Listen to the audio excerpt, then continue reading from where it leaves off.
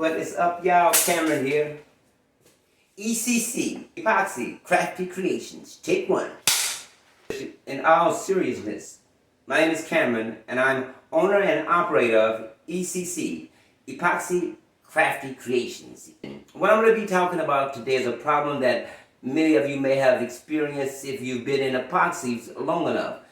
And I've been doing countertops for the last 2 to 3 years now, and in the countertop industry, this is a big issue, and it's known as surface tension, or some people call it moon craters, or you may even know it as fisheye. And what surface tension is, or moon craters, or fisheyes, what that is an indentation in the surface of your epoxy after it cures. It's kind of, I don't know if you ever seen a car after a hailstorm, how it looks like it's been hit by a lot of golf balls.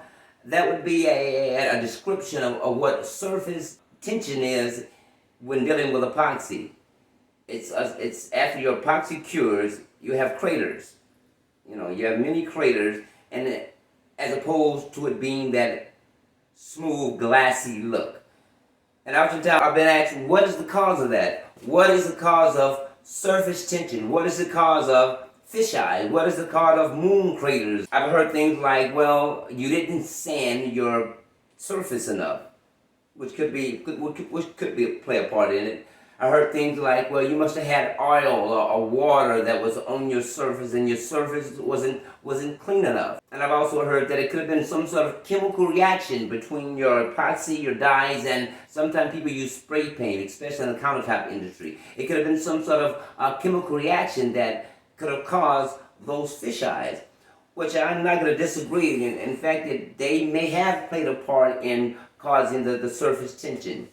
But one thing that I did notice, one thing that I did do to fix the surface tension, and I believe it's the reason for the surface tension, was to use a different epoxy. It was actually the quality of the epoxy. Not that the epoxy was a bad quality. Not that it was a bad quality, because I had an epoxy that I work with now, that I'm doing this experiment with here now. Perfect epoxy. It doesn't bubble. It doesn't bubble too much. It's crystal clear, and it doesn't yellow. I mean, you can't ask more. And I'll put the description of this particular epoxy in the video below. But you can't ask more. It doesn't bubble, very little bubbling. It works perfect in molds, as opposed to finding it and getting in every little crease and getting in every little corner of the mold. It doesn't yellow. That's a perfect epoxy. But the only negative was that it had horrible surface tension. And it wasn't that the epoxy was a bad epoxy, like I was stating before, but the problem with the epoxy is the velocity of it. You see, each epoxy has a velocity. It has a fast velocity or slow velocity. I'm trying to get that word velocity. It has a fast velocity or slow velocity. And for those who don't, to give you a better understanding of what velocity is, for those of you who may not understand what that is, a bottle of water. Do I have one here? You see how fast that's moving? That's the velocity, or the speed, velocity. It has a fast velocity because it moves fast. It moves fast. So something that has a slow velocity would move like a maple syrup, would move like a thick motor oil. It would move very slowly. That would be the velocity. And so this particular epoxy that I had, it wasn't that it was a bad epoxy. Like I said, it was great. I love it. But the velocity of it was the perfect storm for moon craters. The velocity of it was the perfect storm for surface tension. Because you got to understand that being that the epoxy is self-leveling, or even if I use water, if I was to place water, I don't know if you can see these, on top of the project that I'm working here, what the water is going to do is going to search for the lowest spot of gravity. It's going to search for the lowest spot of gravity. That's its whole mission. You know, if I pour it on top of this project that I'm working, but it's sitting on top of a cup that's sitting on top of a table.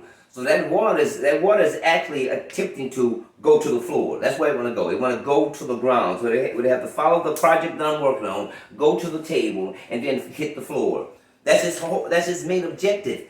And the faster the velocity is, the more that it's able to find that gravity point of the ground. It's always trying to reach the ground. But if I use a slow velocity epoxy, it too, just like the water, goal is to reach the lowest point of gravity, which is the ground, but it's going to do it in a much slower pace.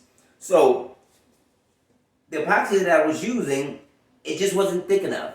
The velocity of it wasn't slow enough. So it was the perfect. It was just at the perfect speed where it caused surface tension, where it caused moon craters.